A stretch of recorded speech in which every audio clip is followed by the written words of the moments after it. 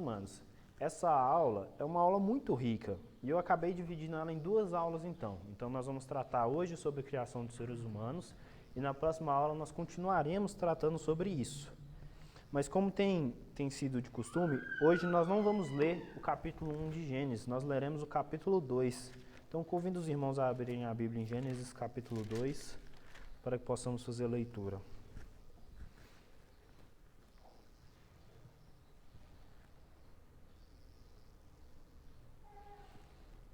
Gênesis capítulo 2. Eu lerei os versos ímpares e peço que os irmãos leiam os versos pares. Assim diz a palavra. Assim, pois, foram acabados os céus e a terra e todo o seu exército.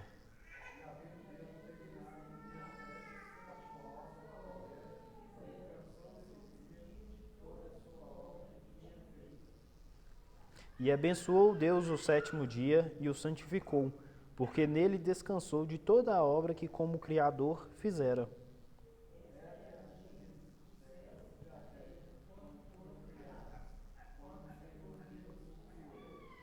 Não havia nenhuma planta do campo na terra, pois ainda nenhuma erva do campo havia brotado, porque o Senhor Deus não fizera chover sobre a terra, e também não havia homem para lavrar o solo.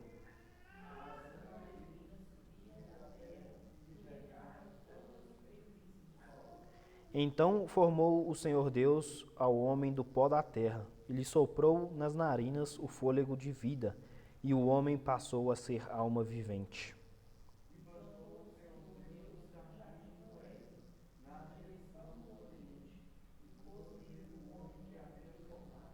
Do solo fez o Senhor Deus brotar toda sorte de árvores agradáveis à vista e boas para o alimento, e também a árvore da vida no meio do jardim, e a árvore do conhecimento do bem e do mal.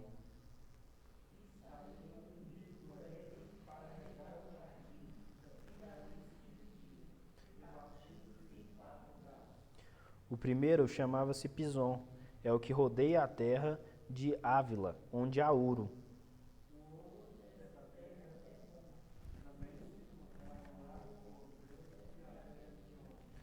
O segundo rio chama-se Guion, é o que circunda a terra de Cuxi.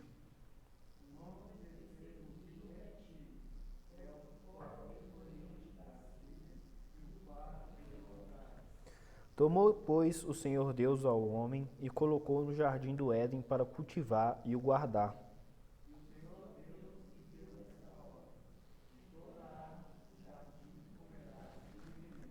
Mas da árvore do conhecimento do bem e do mal não comerás, porque no dia em que dela comeres, certamente morrerá.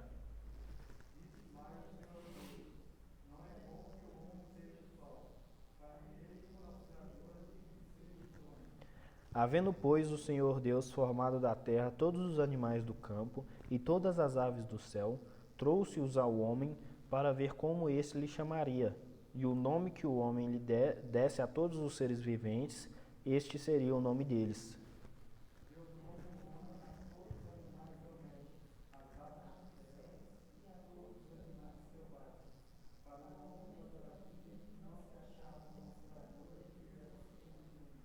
Então o Senhor Deus fez cair pesado sono sobre o homem, e este adormeceu.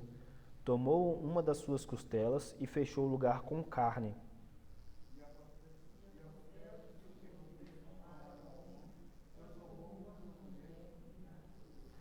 E disse o homem, esta, afinal, é osso dos meus ossos e carne da minha carne. Chamar-se-á varoa, porquanto do varão foi tomada.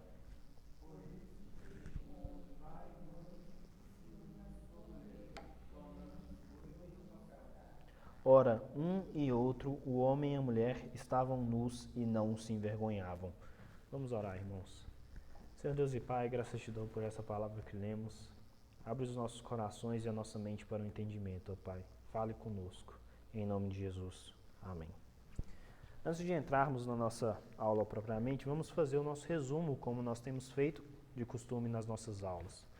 Nós tivemos a nossa primeira aula, introdução, onde vimos o que o mundo prega e as suas falhas, e um resumo da criação.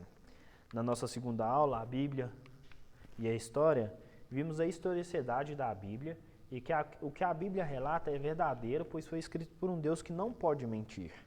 Na nossa terceira aula, Gênesis e a História, vimos um pouco sobre o povo pré-diluviano e o início da nossa civilização após o dilúvio. Na nossa quarta aula, Gênesis e a Ciência, vimos o propósito da ciência e o propósito da Bíblia. Na nossa quinta aula, Gênesis e a Teoria da Evolução, nós vimos um pouco mais sobre a teoria da evolução e como ela não descreve fielmente o que aconteceu no início do mundo, pois apenas a Bíblia faz isso. Na nossa sexta aula, Gênesis 1:1, o início, vimos um pouco mais sobre o primeiro versículo da Bíblia, onde vimos os 3 pontos iniciais da criação: o tempo, o espaço e a matéria. Na nossa sétima aula, Gênesis 1:2, interpretações, nós vimos um pouco mais sobre o segundo verso da Bíblia e sobre o primeiro dia.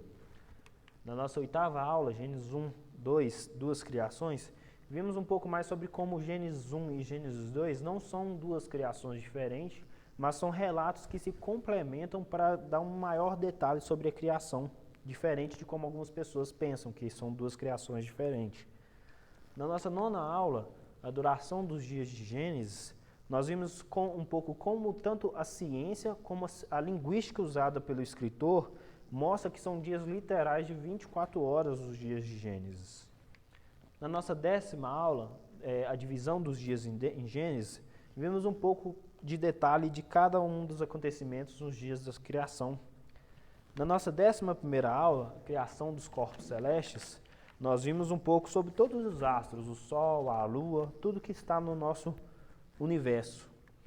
Na nossa 12ª aula, a criação das plantas, vimos um pouco mais sobre as plantas e como a sabedoria de Deus fez essas plantas que têm diversos usos para nós como seres humanos. E na nossa última aula, a criação dos animais, vimos um pouco mais sobre os grupos de animais que foram criados, vimos um pouco sobre os dinossauros e a imensa sabedoria de Deus ao criar esses animais. Mas, entrando na nossa aula de hoje, nós vimos aqui, como nós vimos no resumo, até hoje nós vimos que a narrativa bíblica da criação não oferece nenhuma dificuldade científica que as pessoas colocam.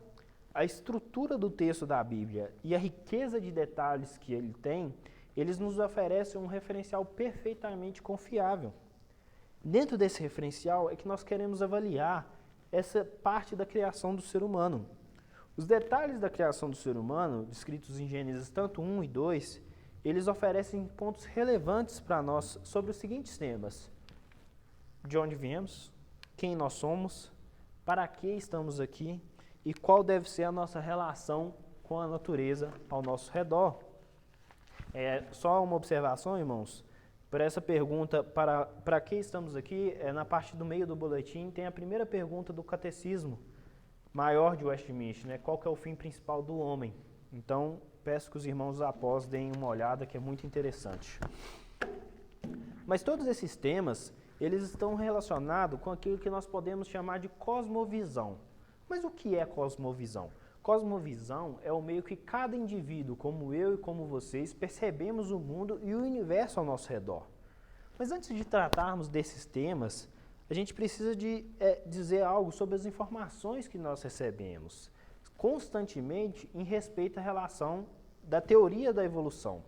Somos informados, tanto pelas nossas escolas, pelas nossas universidades, como pela mídia, que os seres humanos evoluíram de um ancestral comum com os chimpanzés e os gorilas, que viveu um passado distante, de centenas de milhares ou de até bilhões de anos atrás, e provavelmente em algum canto do continente africano.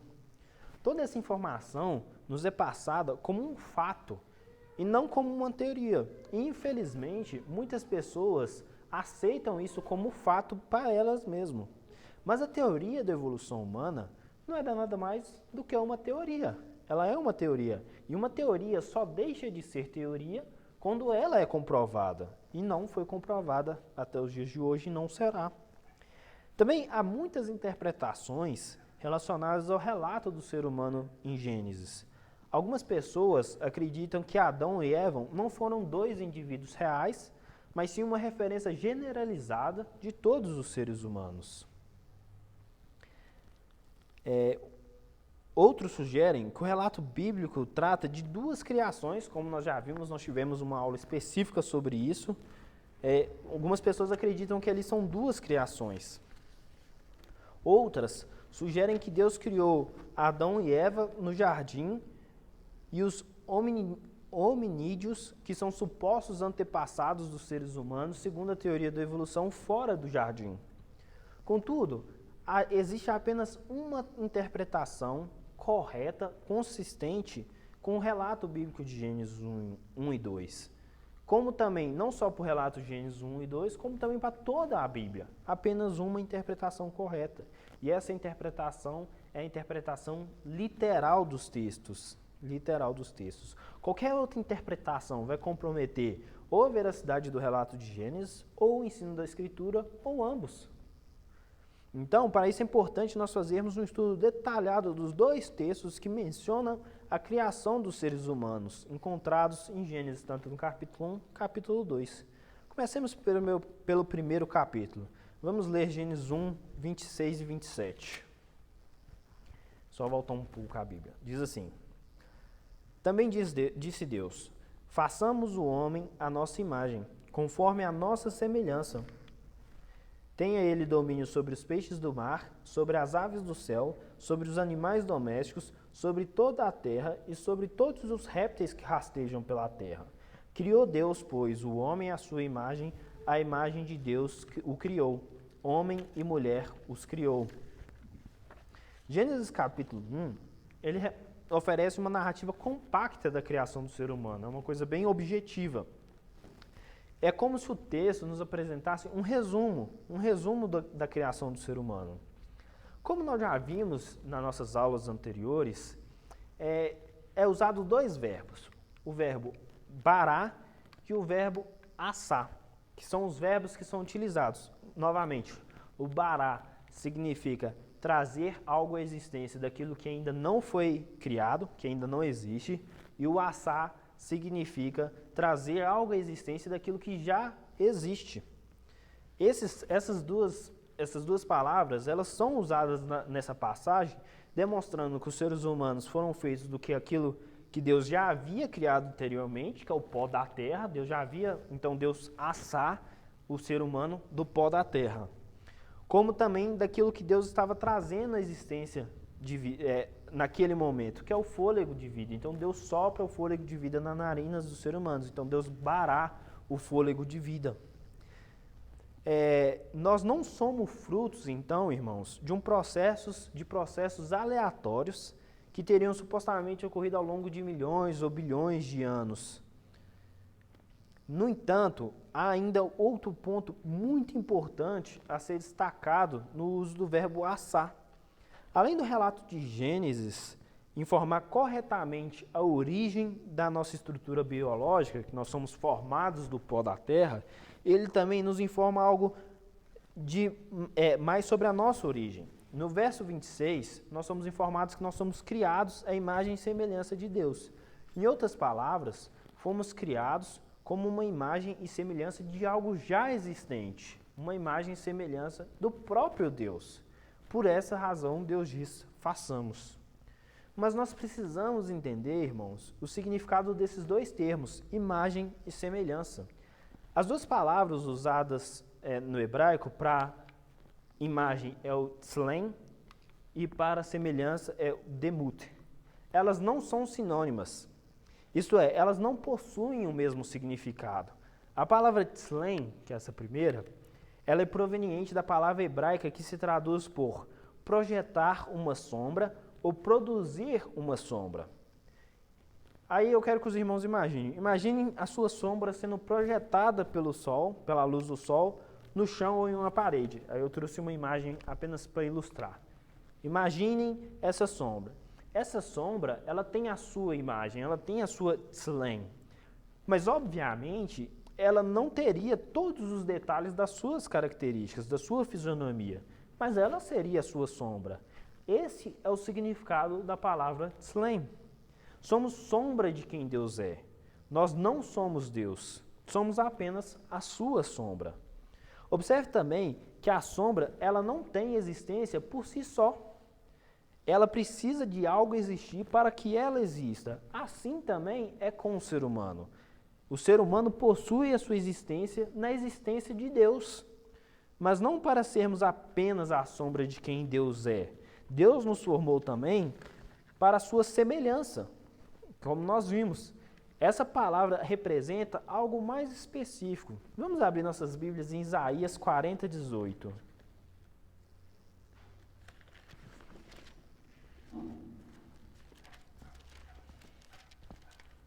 Isaías capítulo 40, verso 18.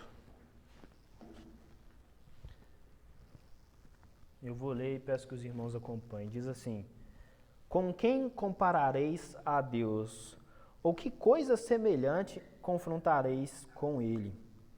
Literalmente, esse versículo diz assim: semelhante a quem vocês o compararão.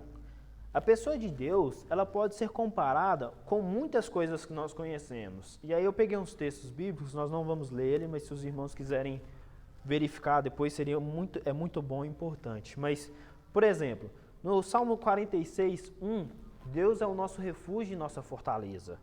No Salmo 18, 2, Ele é a nossa rocha.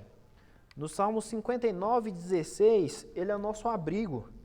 No Salmo 61, 3, Ele é uma torre forte contra o inimigo. E no Salmo 23, 1, Ele é o nosso pastor. Todas essas comparações estão relacionadas com quem Deus é e com o que Ele faz. São características pessoais de Deus. Nós somos criados com essas características pessoais. Essa é a nossa semelhança com Deus. Nós recebemos dele alguns atributos e características que só Deus possui. Mas existem ainda duas razões fundamentais dele ter nos criado, não somente a sua imagem, mas também a sua semelhança. O primeiro é que nós somos criados com uma liberdade estabelecida por Deus. Se tivéssemos sido criados somente à imagem de Deus, teríamos tanto liberdade de agir ou escolher quanto uma sombra tem. Ou seja, nenhuma, nós não teríamos nenhuma liberdade. Mas como fomos feitos também à sua semelhança, podemos fazer escolhas usando as características que Deus nos concedeu quando Ele nos criou.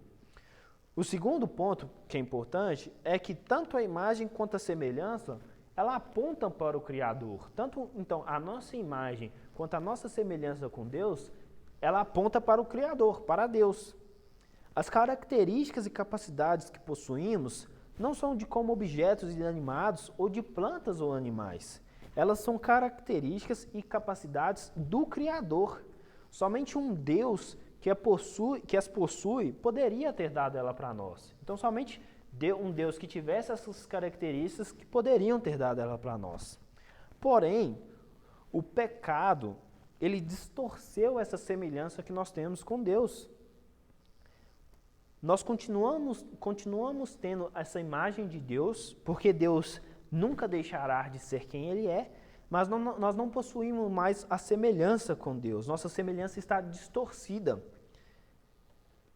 Olhamos para o ser humano e nós vemos apenas essa semelhança distorcida de Deus. Por isso, à medida que nós conhecemos mais e mais sobre a pessoa de Deus, nós também passamos a entender um pouco mais sobre nós. Nós também passamos a entender o quão desastroso foi a queda do homem pelo pecado, o qual extinguiu quase como completamente a nossa semelhança com Deus, a semelhança que Deus colocara em nós. Mas então, voltando para a narrativa de Gênesis 1, ela oferece um conhecimento muito importante sobre a nossa identidade, sobre a identidade do ser humano. Vemos que Deus usa o termo homem em Gênesis 1, 26. Façamos o homem. Com o significado geral, ou seja, o ser humano. A palavra traduzida por homem nesse verso é Adam. Esse termo tem a origem de outra palavra hebraica, Adem, cujo significado é avermelhado. Isso nós vamos tratar dessa palavra avermelhado e do Adem na próxima aula, irmãos. A palavra Adam, ela é muito usada no Velho Testamento com o significado de humanidade. Nós encontramos esse significado em Gênesis 6, 7. Vamos abrir lá, irmãos. Gênesis capítulo 6, verso 7. Diz assim: Disse o Senhor: farei desaparecer da face da terra o homem que criei, o homem e o animal, os répteis e as aves do céu, porque me arrependo de os haver feito. Então nós vemos aqui o homem. O homem aqui é no sentido de a humanidade. A utilização desse termo mostra claramente que a raça humana ela é uma criação de Deus separada dos seres humanos. Olha para você, o homem e o animal são duas coisas diferentes. Então nós deveremos viver como seres humanos criados à imagem e semelhança de Deus. Existem pessoas que tomam esse significado para assumir que o texto faz referência somente à criação da raça humana e não necessariamente da criação de um único homem e uma única mulher. Mas nós vamos ver um pouco disso mais à frente. Ainda no primeiro capítulo de Gênesis, além de nós sermos um grupo distinto de organismos, de vivos, além de sermos um grupo de seres humanos, há também uma diferença distinta entre os próprios seres humanos, o homem e a mulher. No verso 27, lemos, homem e mulher a criou, no verso 27 do capítulo 1. Homem e mulher os criou. A palavra hebraica traduzida nesses versos por homem e mulher são zakar e nekebá. Elas não significam homem e mulher, mas sim macho e fêmea, masculino e feminino. Essas palavras também são utilizadas para os animais. É a mesma palavra que são utilizadas para os animais. Ainda em Gênesis 6, no verso 19, ele diz assim, Gênesis 6, 19, diz assim, de tudo que vive, de toda a carne, 2 de cada espécie, macho e fêmea, farás entrar na arca para o conservares vivo contigo. Então, aqui, a mesma linguagem de Gênesis no capítulo 1, de macho e fêmea, de Zacar e Nequebá, é usada aqui quando Deus está falando dos animais para ser trago para a arca. Então, segundo o relato bíblico, nossa identidade pessoal como seres humanos, ela pode ser encontrada apenas na forma de homem e mulher. Existe uma razão para isso. Deus possui muitos atributos e alguns deles foram dados aos seres humanos, outros não. Por exemplo, Deus é eterno, ele sempre existiu, mas ele nunca foi criado. Nós, como seres humanos, como toda criação, nós somos criados. A partir daí, nós não somos eternos como Deus. Por Deus ter nos criado sua imagem e semelhança, ele distribuiu alguns dos seus atributos, algumas das suas características e capacidades pessoais nas únicas 2 formas básicas criadas, o masculino, macho, e o feminino, fêmea. Encontramos na Bíblia, nas páginas da Bíblia, muitas dessas características e capacidades pessoais que Deus nos deu, que foi passada para os homens e para as mulheres. Um exemplo muito claro é a geração dos filhos. Gerar filhos é uma capacidade de Deus. Vemos isso em Tiago 1,18. Vamos abrir nossas Bíblias lá, irmãos.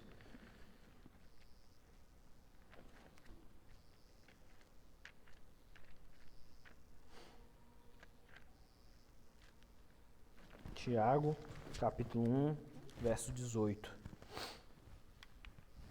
Diz assim, pois, segundo o seu querer, ele nos gerou pela palavra da verdade, para que fôssemos como as primícias das suas criaturas. Então aqui, ele nos gerou, Deus nos gerou.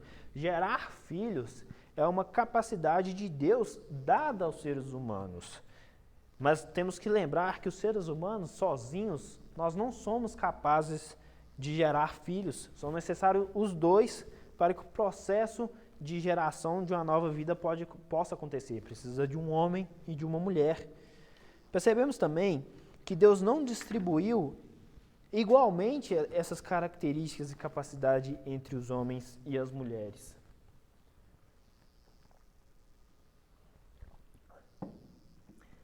O que isso significa? Isso significa que homens e mulheres, eles não possuem exatamente as mesmas características e capacidades que Deus possui. Por isso que temos funções diferentes como homens e como mulheres. Além disso, nem toda característica e capacidades pessoais de Deus aparecem em cada indivíduo masculino ou feminino.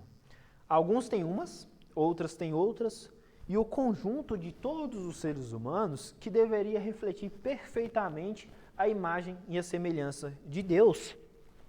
São por meio dessas diferenças que encontramos a nossa identidade pessoal como ser humano, a minha identidade, a identidade do Moreira, a identidade da Núbia. Mas um ponto fundamental que nós devemos entender, irmãos, é que por Deus ter criado o ser humano à sua imagem e semelhança como masculino e feminino, não pode nos levar a pensar que Deus tenha características de homem e características de mulher. Nós não podemos pensar isso. Deus se revelou como homem, no masculino, tanto na pessoa do filho, homem, quanto na pessoa do pai, homem, masculino. Deus não dá em nenhum lugar da Bíblia a liberdade para que ele se represente na forma feminina. Ele é sempre representado na forma masculina. Mas isso não quer dizer, irmãos, que o significado do homem tem um valor maior do que a da mulher nos olhos de Deus. Passando então para o texto de Gênesis 2, um relato detalhado da criação do ser humano como homem e mulher. Os dois não foram trazidos à existência simultaneamente, nem por processos iguais. Isso é muito claro no texto. Embora muitos considerem essa narrativa, as pessoas não cristãs, que é um mito, ela é perfeitamente aceitável no ponto de vista da ciência moderna e nós vamos tratar isso. Vamos ler novamente Gênesis 2, do verso 21 ao verso 22.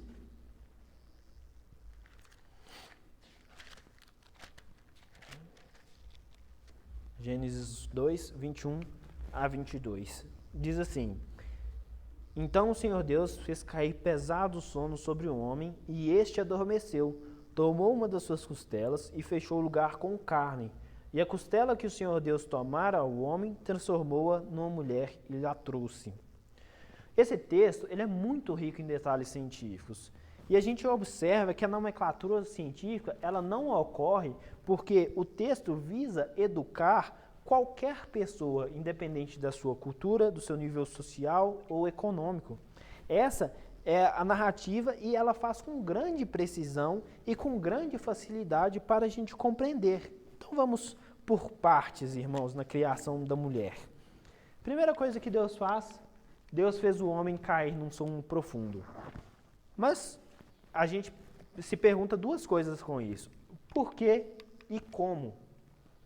A razão por qual Deus faz o Adão cair em sono profundo é uma razão simples. Ele seria operado, ele teria uma das suas costelas removida. Como Deus fez isso, também não é um mistério. Nós usamos algumas dessas técnicas nas nossas cirurgias dos dias de hoje, que é chamada anestesia geral.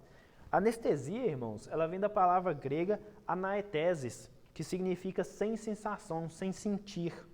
E a anestesia, ela é um dos procedimentos, ela é usada em procedimento cirúrgico desde 1842.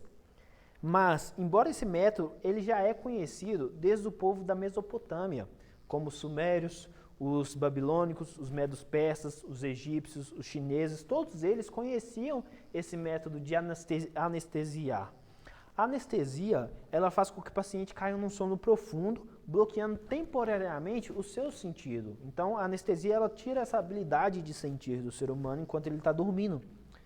O primeiro passo de Deus, então, foi anestesiar Adão. O procedimento cirúrgico de Deus está cientificamente correto. Em segundo lugar, Deus removeu uma das costelas de Adão. E existe uma razão, irmãos, muito especial pela escolha desse tipo de material e não de um outro. Encontramos no sistema ósseo do ser humano o que nós chamamos de medula óssea, também conhecida como tutano. Esse tecido ele tem uma aparência gelatinosa, ela preenche a cavidade interna de vários ossos do ser humano. E ela também é uma fábrica de elementos relacionados com o sangue, com as hemácias, com os leucócitos, com os trombócitos. E a medula óssea vermelha, encontrada, por exemplo, nas costelas, ela contém células-tronco. Essas células-troncos, elas são multipotentes, elas são muito poderosas. E é elas que podem diferenciar-se numa variedade de vários tipos de células. As células-troncos, ela constitui de um material fundamental para o processo de clonagem humana.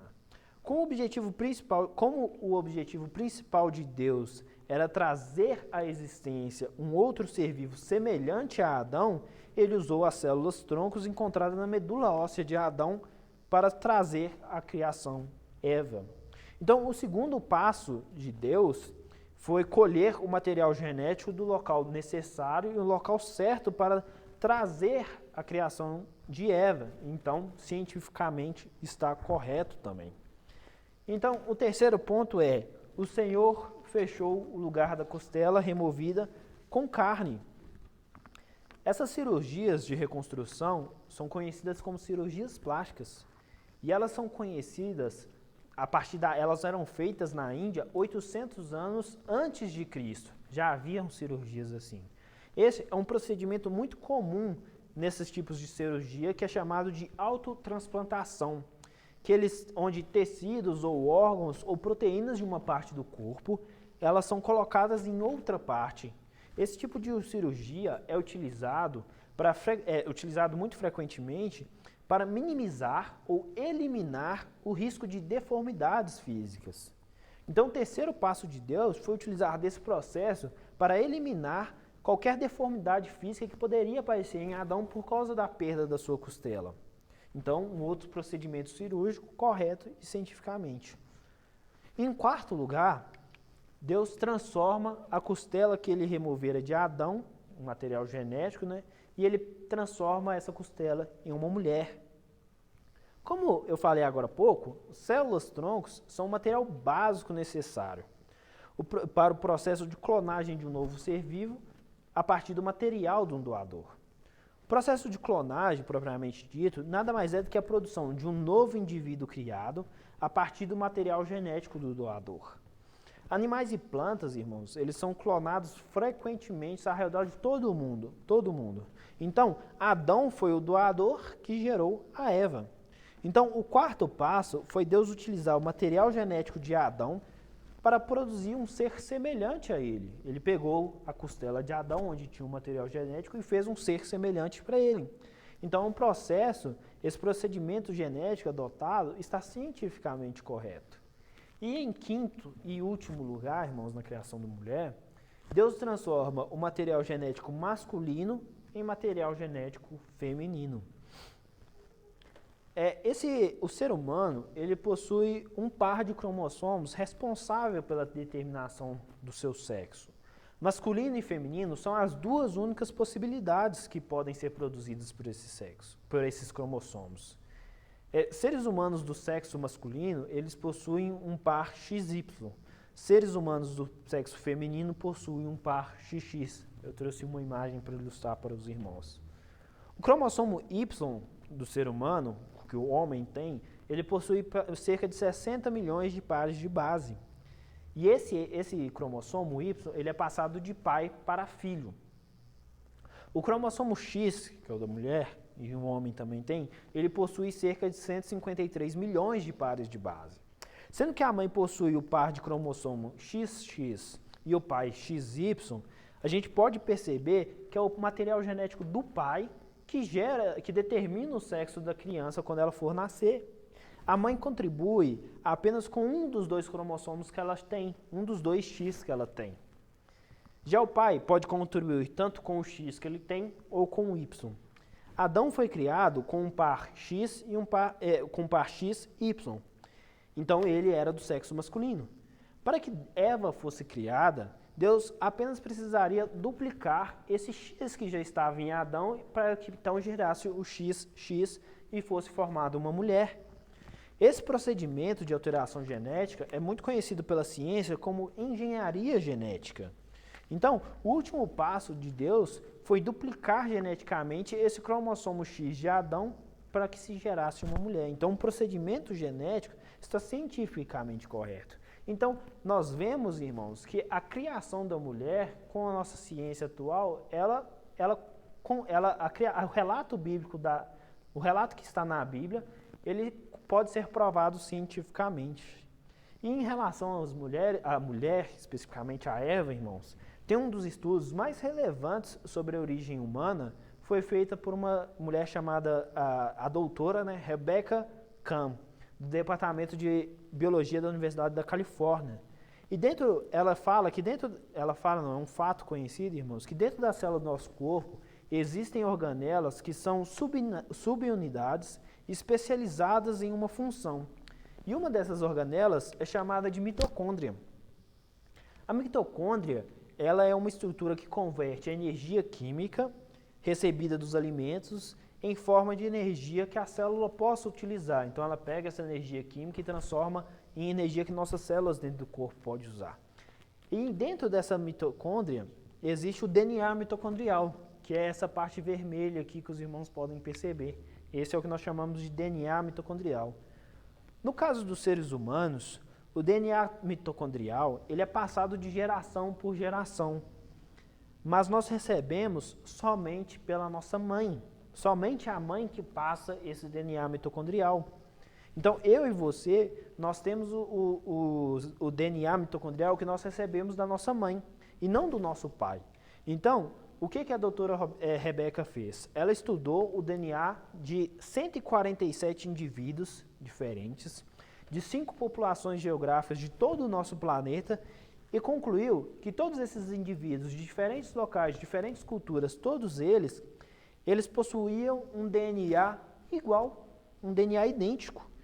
A conclusão foi que todos os seres humanos vieram de uma única e mesma mulher. Então a conclusão foi que todos vieram de uma mesma mulher. E não existe dúvida sobre isso, irmãos, porque Gênesis já não fala isso, como lemos em Gênesis 3:20. Vejamos o texto. O texto diz assim, Gênesis 3:20. E deu o homem o nome de Eva, a sua mulher, por ser a mãe de todos os seres humanos. Então, o estudo dela mostra o que a Bíblia já havia nos falado, que todos vêm de uma mesma mãe. E um segundo estudo em relação a esse da doutora Roberta, feita pelo Lawrence e pelo Siegfried, é muito interessante também, porque sendo que todos os seres humanos vieram da mesma mulher, o DNA mitocondrial, o DNA que essa célula produz em nós, ela deveria ser exatamente o mesmo, apenas com algumas pequenas variações que teriam ocorrido ao longo do tempo. Então, esses dois doutores, eles pegaram e estudaram essas pequenas variações que foram tendo com o tempo e fizeram um sistema de cronologia reversa. O que é isso? Eles pegaram e foram fazendo uma cronologia para trás, para eles verem até onde que chega esse DNA mitocondrial sem variações, comparado com o tempo necessário para poder fazer essas variações genéticas, passando para fazer parte do material genético de um grupo de indivíduos. E com o número dessas variações do DNA mitocondrial, eles chegaram à conclusão que entre 6.000 e 6.500 anos atrás, deveria ter vivido aquela que foi a mãe de todos nós. Então, eles chegaram à conclusão que a mãe de toda a raça humana teria existido aproximadamente entre 6.000 e 6.500 anos atrás. E como nós já vimos em algumas aulas anteriores, o ano judeu equivalente ao de 2022 é de 5.782. Então, se a gente assumir a literalidade dos dias de Gênesis, como nós assumimos, o seu relato e as suas cronologias, Eva deveria ter vivido aproximadamente 6.000 anos atrás. Então, esse estudo reforça ainda mais o texto relatado pela Bíblia. Como eu já disse, o DNA mitocondrial ele é passado de uma geração para a outra apenas pela mulher, de mãe para filhos ou filhas. Ele não é repassado pelos seus pais, de pais para filhos ou filhas. Mas também nós já vimos que o ser humano masculino ele possui um par de cromossomos XY, ao passo que a mulher possui só o de X e X. O cromossomo Y somente é repassado de uma geração para outra pelo homem e para os seus filhos. Então é só de homem para os filhos masculinos. As filhas não recebem o cromossomo Y do pai, pois as mulheres possuem apenas o cromossomo XX. E é importante notar, irmãos, que o cromossomo Y ele não se recombina, ele não se mistura com o cromossomo X, mas ele é transferido de maneira intacta, ele é intacto, ele não se muda, apenas algumas a variação do cromossomo Y ela é muito baixa, muito baixa. Então, a existência de seres humanos do sexo masculino claramente mostra que toda a raça humana também é proveniente, ela vem também de um único homem. Embora a ciência, as pessoas evolucionistas, elas tenham sugerido a possibilidade de muitos Adãos ao longo da história evolucionista, da evolução humana, não existe uma única evidência que apoie essa proposta. Embora existam pequenas variedades no cromossomo Y, como eu já falei, elas não podem ser usadas como evidências evolutivas, pois elas são pequenas variações e não evoluções. Aí, irmãos, nós vamos terminar nossa aula hoje aqui. Aí, então, o que nós vimos hoje na nossa aula, irmãos? Nós vimos que Deus nos criou a nossa imagem e semelhança, que a nossa semelhança ela está distorcida por causa do pecado. Vimos também um pouco sobre a identidade individual de cada ser humano. Vimos a criação da mulher e vimos cientificamente provas que viemos da mesma mulher e do mesmo homem. Vamos orar para nós terminarmos, irmão, para nós fazermos essa pausa, melhor dizendo, que na próxima aula nós terminamos a criação do homem e da mulher. Oremos. Senhor Deus e Pai, graças te dou pelo dia de hoje.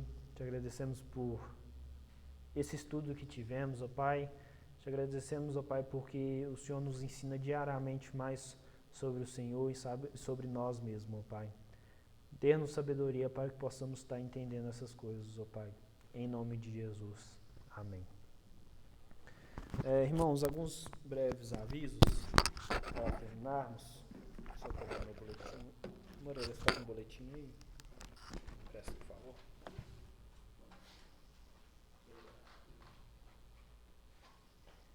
Irmãos, lembrando que hoje nós começamos o estudo Hoje nós começamos por o Catecismo Maior de Westminster no boletim.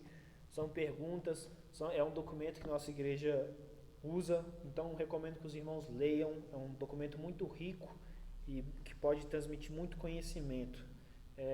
O Rodrigo está aí fora? Alguém pode, você olha, por favor, chama ele aqui para frente. Hoje é aniversário dele, para a gente fazer uma oração para ele. E tem a Ana Beatriz. Você pede para chamar ela também?